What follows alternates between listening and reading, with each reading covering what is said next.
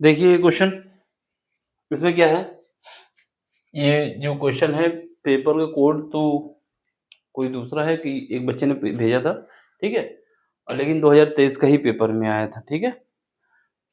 इसमें क्या है कि हमारे पास बोहर परमाणु मॉडल के आधार पर ये प्रूव करके दिखाना है हमें कि जो उसका आवर्त काल है यानी परिक्रमण काल है, वो उसमें जो क्वांटम की संख्या है उसके क्यूब के अनुक्रमानुपाती है यानी समानुपाती है। क्या प्रूव करना है हमें? ये प्रूव करके दिखाना है, प्रूव करके हमें ये दिखाना है कि हमारे पास जो टाइम पीरियड है यानी परिक्रमण काल है, ये उस क्वांटम संख्या के क्यूब के अनुक्रमानुपाती है। ये चीज़ हमें प्रूव करनी है, ठीक है, समझ गए? ये बात हमको प्रूव करके दिखानी है, ठीक। अब क्या कहानी है समझ लो। सबसे पहले क्या है, सबसे पहले हम बनाएंगे कि एक हमारे पास नाभिक है। नाभिक में क्या होते हैं? नाभिक के अंदर न्यूट्रॉन होते हैं और प्रोटॉन होते हैं। प्रोटॉन में जो चार्ज होता है वो पॉजिटिव होता है। कैसा होता है? पॉजिटिव होता है। तो यहाँ पर इस नाभिक में जो चार्ज है वो मान लेते हैं जेड ई है। क्या है? जेड ई चार्ज है, ठीक है। अब इस नाभिक के चारों ओर एक इलेक्ट्रॉन जो है मूव करता है। इस नाभिक के चारों ओर एक इलेक्ट्रॉन सर्कुलर मोशन करता है। कैसा करता है? सर्कुलर मोशन करता है। ये सर्कुलर मोशन है, इसको थोड़ा सही बना लो नहीं तो लगेगा अमरूद बना दिया है, ठीक है। ये सर्किल में मूव करेगा, तो ये ऐसे इसके चारों ओर सर्कुलर मोशन करता है। ये नाभिक है, नाभिक में हमेशा याद रखना प्रोटॉन और न्यूट्रॉन होते हैं, और प्रोटॉन के अंदर जो चार्ज होता है पॉजिटिव होता है, ये भी पता होना चाहिए। अब इसके चारों ओर एक इलेक्ट्रॉन घूम रहा है। क्या कर रहा है? इसके चारों ओर घूम रहा है। तो इलेक्ट्रॉन जो है मान लेते हैं यहाँ पर इलेक्ट्रॉन है, ठीक है, और ये कौन सी कक्षा में, ये हमको नहीं पता है। कौन सी कक्षा में ये हमको नहीं पता है अभी फिलहाल की। ये मान लेते हैं कि इस कक्षा में है, इसकी जानकारी हमको नहीं है। जिस कक्षा में होगा उसके हिसाब से इसकी रेडियस हो जाएगी। जिस कक्षा में होगा उसके हिसाब से इसकी रेडियस हो जाएगी। फिलहाल हम मान लेते हैं इसकी रेडियस कौन सी है? रेडियस आर है, ठीक है। और ये इलेक्ट्रॉन जो है, इलेक्ट्रॉन घूम रहा है। इलेक्ट्रॉन के ऊपर चार्ज कौन सा होता है? निगेटिव होता है। कैसा होता है? निगेटिव होता है। इलेक्ट्रॉन का मास क्या है? एम होता है। क्या होता है? मास एम होता है। और ये जो है ये मूव कर रहा है, ठीक है। ये इस कक्षा के चारों ओर मूव कर रहा है एक वेलोसिटी जिसको v कहते हैं। समझ गए बात को? क्या बोला कि सबसे पहले इसको प्रूव करने के लिए हमें ये पता होना चाहिए कि हमारे पास एक नाभिक है। नाभिक के अंदर प्रोटॉन होता है, न्यूट्रॉन होता है। प्रोटॉन का जो चार्ज होता है पॉजिटिव होता है। कितने प्रोटॉन हैं हमको नहीं पता, हमने मान लिया कोई सा भी है, जेड ई है, ठीक है। आर इसकी रेडियस है। इस पे नाभिक के चारों ओर इलेक्ट्रॉन घूमता है। क्या घूमता है? इलेक्ट्रॉन घूमता है। इलेक्ट्रॉन पे चार्ज कैसा होता है? निगेटिव होता है। और ये चार्ज कैसा होता है? पॉजिटिव होता है। ये हमेशा बात याद रखना। अगर दो चार्ज दिए गए हैं, क्या है बात? दो चार्ज दिए गए हैं और एक पॉजिटिव है एक निगेटिव है, तो उनके बीच कौन सा फोर्स लगता है? अगर दो चार्ज दिए गए हैं, एक पॉजिटिव है एक निगेटिव है, तो उनके बीच जो फोर्स लगता है वो अट्रैक्शन फोर्स लगता है। आपस में अट्रैक्ट करते हैं, ठीक है, आकर्षण बल कहते हैं जिसको। सुनो, कहानी यहाँ पे ये है कि जब ये घूम रहा है तो इसको घूमने के लिए, इसके चारों ओर घूमने के लिए एक फोर्स लगेगा। फोर्स होगा कूलाम का फोर्स। और इसके बाद इस फोर्स को, जो कूलाम का फोर्स लग रहा है, उस फोर्स को बैलेंस करने के लिए एक अभिकेंद्री फोर्स लगेगा। कौन सा फोर्स? अभिकेंद्री फोर्स। तो हम बताएंगे अभिकेंद्री अभिकेंद्री फोर्स बल जिसको कहेंगे, ये बराबर होगा कूलाम कूलाम क्या कह सकते हो? कूलाम बल के बराबर, कूलाम फोर्स के बराबर या बल के बराबर होगा। सुनो बात को, मैं क्या बोल रहा हूँ। ये इसके चारों ओर घूमना चाहता है। घूमने के लिए इस पे एक फोर्स लगेगा, क्योंकि ये दो चार्ज हैं एक दूसरे से r दूरी पर रखे गए हैं। तो जब दो चार्ज एक दूसरे से r दूरी पर रखे जाते हैं तो उनके बीच फोर्स लगता है। कौन सा? कूलाम का फोर्स लगता है। कूलाम ने जो नियम बताया था, ये जो कूलाम का फोर्स है, इसके केंद्र पे इसके चारों घूमना चाहता है। तो घूमने के लिए जो इसका अभिकेंद्री फोर्स होगा, जिसको सेंट्रीपिटल फोर्स कहा जाता है, अभिकेंद्री बल, ये दोनों आपस में बराबर होंगे तभी कहानी बनेगी, नहीं तो ये घूम नहीं पाएगा। तो जो अभिकेंद्री बल होता है, जिसको सेंट्रीपिटल फोर्स कहते हैं, उसको क्या कहते हैं? M V square by R. ये हमारे पास फिक्स होता है, M V square by R. M mass है, वी जिस स्पीड से घूम रहा है, और आर रेडियस है, ठीक है।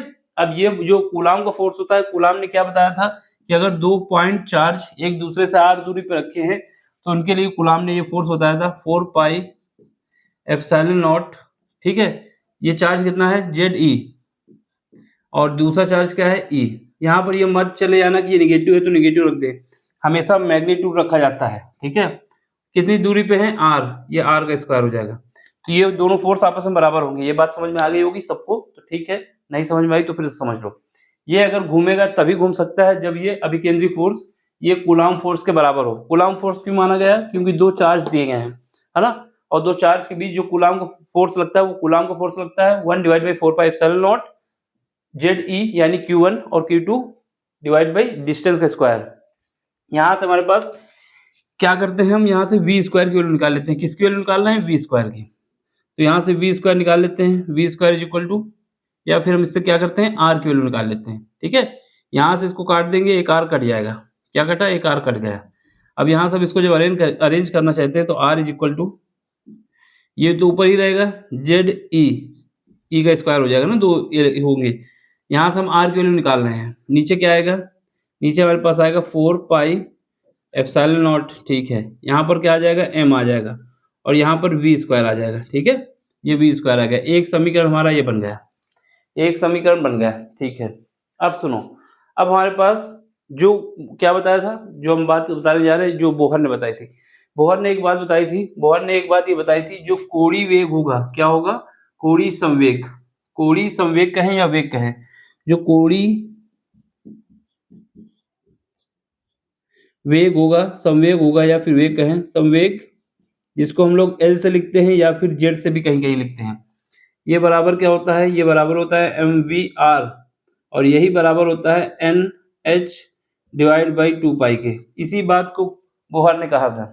बोहर ने क्या कहा था कि जो कोणीय संवेग है वो उस क्वांटम संख्या और एक कांस्टेंट होता है प्लैंक कांस्टेंट, उसके मल्टीप्लाई और डिवाइड बाई 2π के बराबर होता है। कि कितनी बात बोली थी, बोहर ने इतनी बात बोली थी कि जो ये हमारे पास कोणीय संवेग है, ये संवेग जिस कक्षा में घूम रहा है, जिस कक्षा में इलेक्ट्रॉन घूम रहा है उसकी संख्या और एक प्लैंक कांस्टेंट होता है, उसका मल्टीप्लाई करोगे, डिवाइड करोगे, 2π के बराबर आएगा, ठीक है। अब सुनो, यहाँ से हमें क्या करना होगा, यहाँ से हमको v की वैल्यू निकाल लेनी होगी। किसकी वैल्यू निकालनी होगी, v की वैल्यू। तो इन दोनों से v की वैल्यू निकालता हूँ मैं। तो v निकालेंगे तो क्या आ जाएगा, v निकाल लेंगे तो हमारे पास आ जाएगा यहाँ से nh, और डिवाइड बाई 2π तो रहेगा ही। यहाँ से v की वैल्यू निकालना चाहता हूँ तो mr आ जाएगा। क्या आ गया, mr आ गया।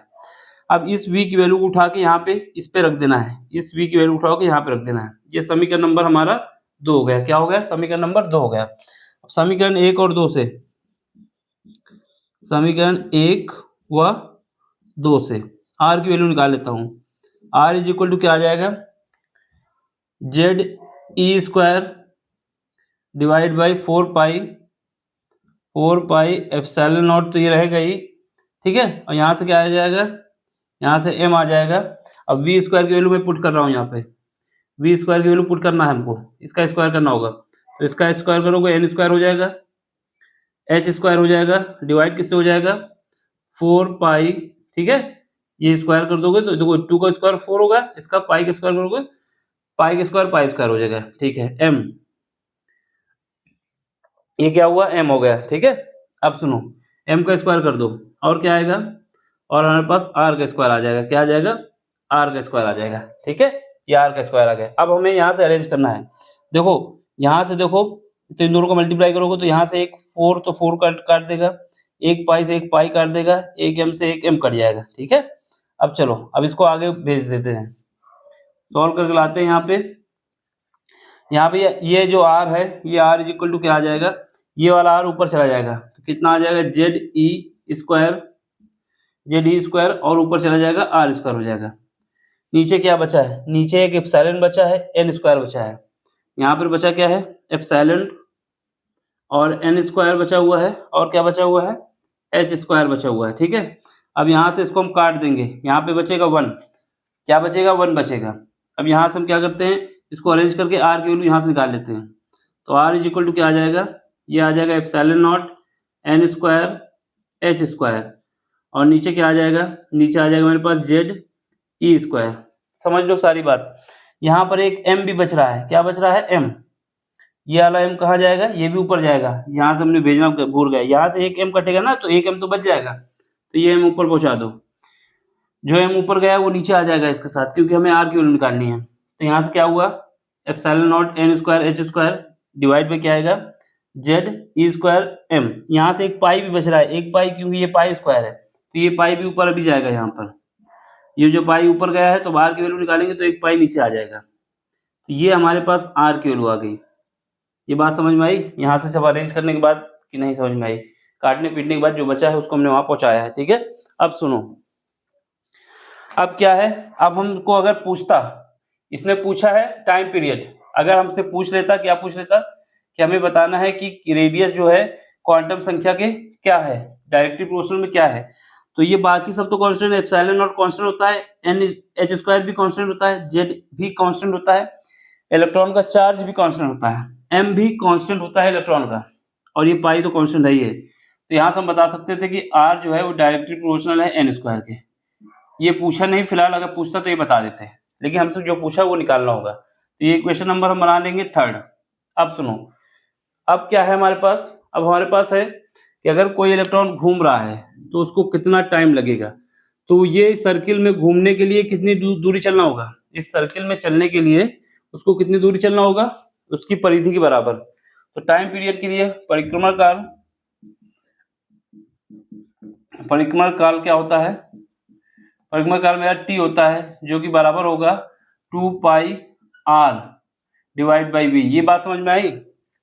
देखो ये हमारे पास क्या है, ये हमारे पास डिस्टेंस है।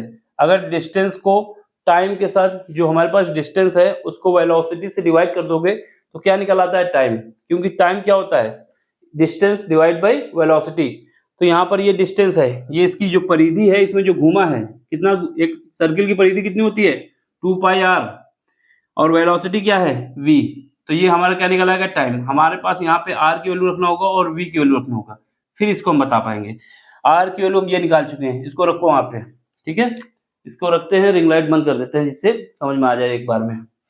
चलो यहाँ पे t 2 पाई तो हमारा यही रहेगा। r की वैल्यू क्या है, r की वैल्यू ये रखना है हमको, एप्सिलॉन n स्क्वायर और क्या आएगा h स्क्वायर आएगा।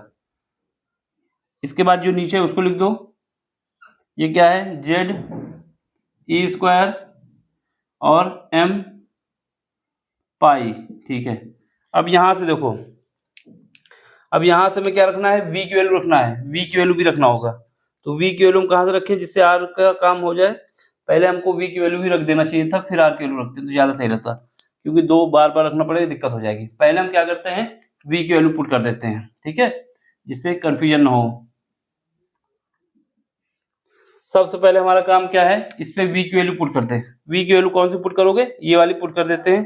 कहाँ गया, ये वाली वैल्यू पुट करते हैं, ये वैल्यू उठा के यहाँ पे रखते हैं। तो t is equal to 2 pi r, ये तो r रहेगा ही। अब v की वैल्यू मैं रखूंगा, तो v क्या है n h, नीचे क्या है, नीचे हमारे पास है 2 पाई m r।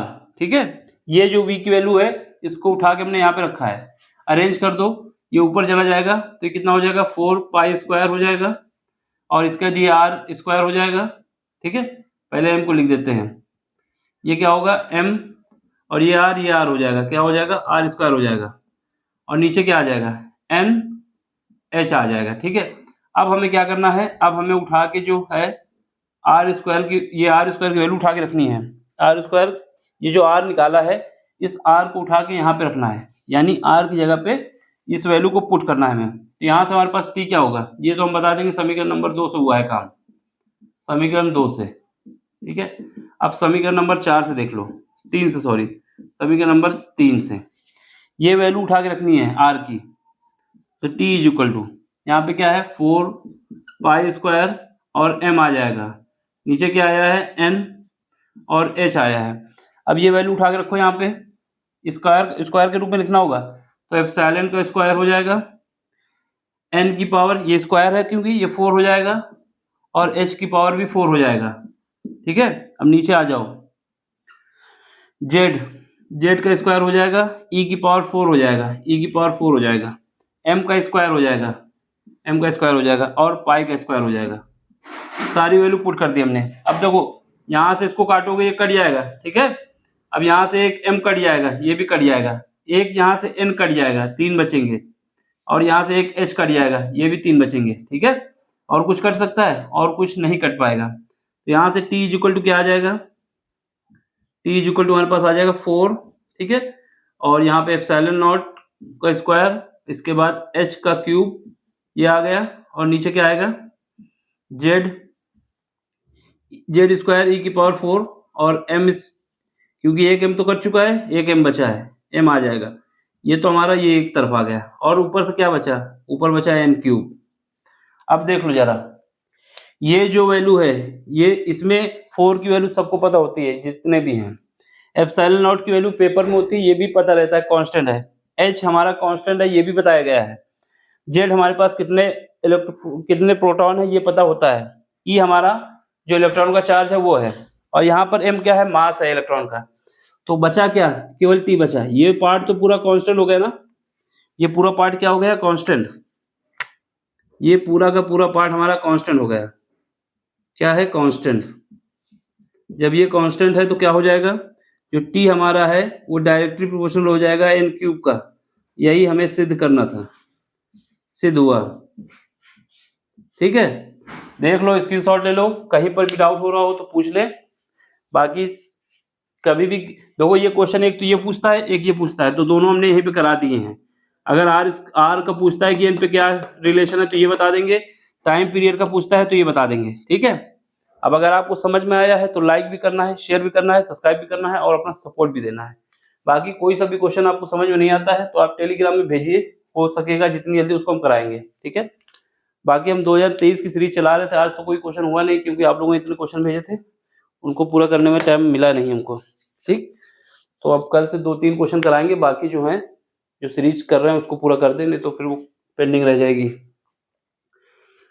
ठीक। चलो मिलते हैं अगले लेक्चर में। Thank you for watching, bye, take care.